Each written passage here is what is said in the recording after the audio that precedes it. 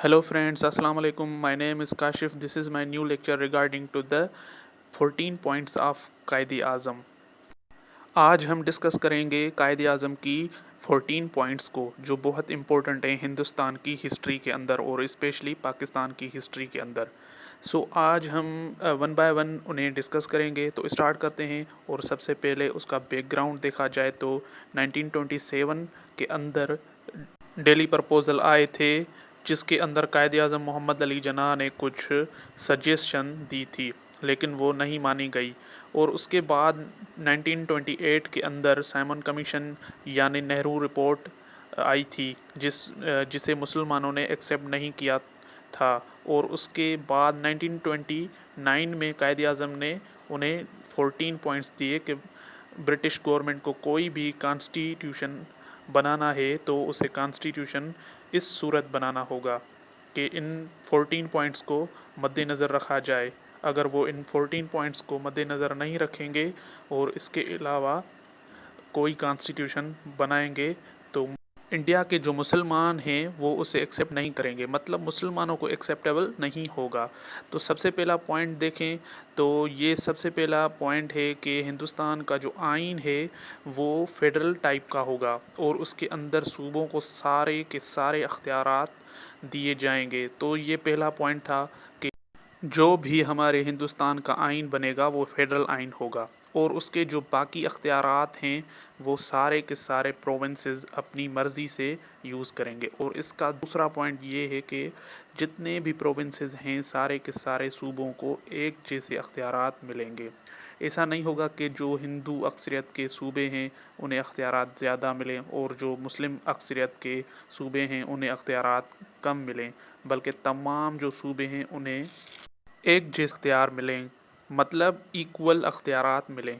और अगर हम तीसरे पॉइंट को देखें तो लेजिस्लेटिव काउंसिल है, वहाँ पर जो मुंतखब नुमाइंदे तश्कील दिए जाएंगे तो उनको मिनॉरिटीज़ का बहुत सारा ख्याल रखा जाएगा और उनको उनकी अक्सरियत के हिसाब से रखा जाएगा, ना कि उन्हें अक़लियत बनाया जाएगा. और अब बात करते हैं पॉइंट नंबर 4 की, जो है वो है मरकज़ी कानून साज इदारे में मुसलमान जो हैं उनको एटलीस्ट 1/3 जो हैं वो नुमाइंदगी दी जाएगी. अगर 3 नुमाइंदे हिंदुओं के हैं तो एक नुमाइंदा जो होगा वो मुसलमानों का होगा सेंट्रल लेजिस्लेट के अंदर.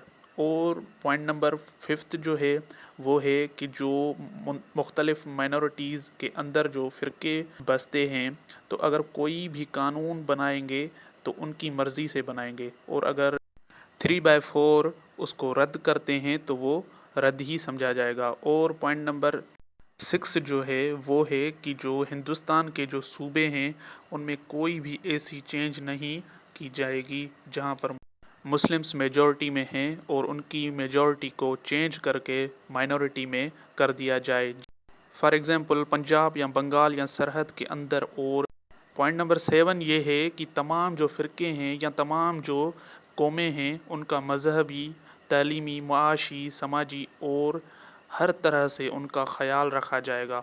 और पॉइंट नंबर 8 जो है कि कोई भी ऐसा लॉ पास नहीं कर दिया जाएगा जिसमें मुसलमानों की हिमायत शामिल नहीं होगी. इसलिए मुसलमानों की हिमायत बहुत इम्पोर्टेंट होगी, चाहे वो 1/4 मुसलमान हैं और उनकी नुमाइंदगी के हिसाब से हो. और पॉइंट नंबर 9 है कि जो सिंध है उसको मुंबई से अलहदा कर दिया जाएगा.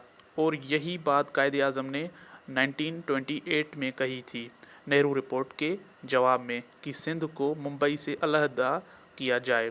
और पॉइंट नंबर 10 है कि सूबा सरहद जो है या बलूचिस्तान जो है उनको भी मुकम्मल सूबा बनाया जाएगा. यहाँ पर भी जो रिफॉर्म्स हैं वो लाए जाएंगे. और कायदे आज़म ने ये बात 1928 में कही थी. और पॉइंट नंबर 11 जो है कि आइन में ये बात वाज़ेह की जाए कि मुसलमानों को सारी नौकरियों यानी जॉब्स में हिस्सा दिया जाएगा. और अगर हम पॉइंट नंबर 12 देखें कि इसमें कहते हैं कि आइन के अंदर ऐसे कोई भी तहफ़्फ़ुज़ात हैं जो अगर जिनमें मुसलमानों को بھی تحفظات ہیں کہ مسلمانوں کو اور ان کی ثقافت کو اور ان کی تہذیب کو اور ان کی تعلیمی حقوق کو کسی بھی قسم کا خطرہ ہے تو وہ پاس نہیں کر دیا جائے گا۔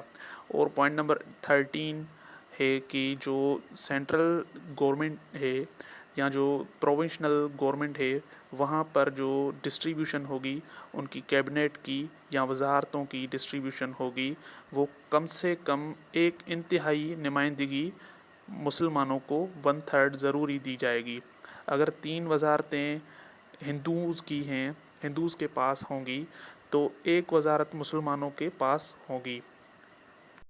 اور لاسٹ پوائنٹ جو ہے کہ مرکزی مجلسیں قانون ساز جو ہے جو سینٹرل لیجسلیٹ ہے اس کے اندر کسی بھی قسم کی ترمیم جو ہے وہ تمام کی تمام وفاق کی ہند کی اکائیوں کی منظوری سے دی جائیں گی، یعنی کہ سینٹرل کے اندر جتنے بھی پاورز ہیں وہ منظور کرے گی، تو اس کے بعد جو ہے سینٹرل لیجسلیٹ کے اندر کوئی چینج کی جائے گی۔ اگر وہ ایکسیپٹ نہیں کرے گی تو آپ کوئی بھی چینج نہیں کر سکتے۔ تو یہ 14 پوائنٹس تھے قائد اعظم کی۔ یہاں پر ہم اس ویڈیو کی کرتے ہیں اینڈ انشاءاللہ نیکسٹ لیکچر میں ملیں گے ایک نیو ٹاپک کے ساتھ۔ تب تک اپنا خیال رکھیے گا۔ اللہ حافظ۔ چینل کو لائک کرنا، کمنٹ کرنا، سبسکرائب کرنا نہیں بھولیے گا۔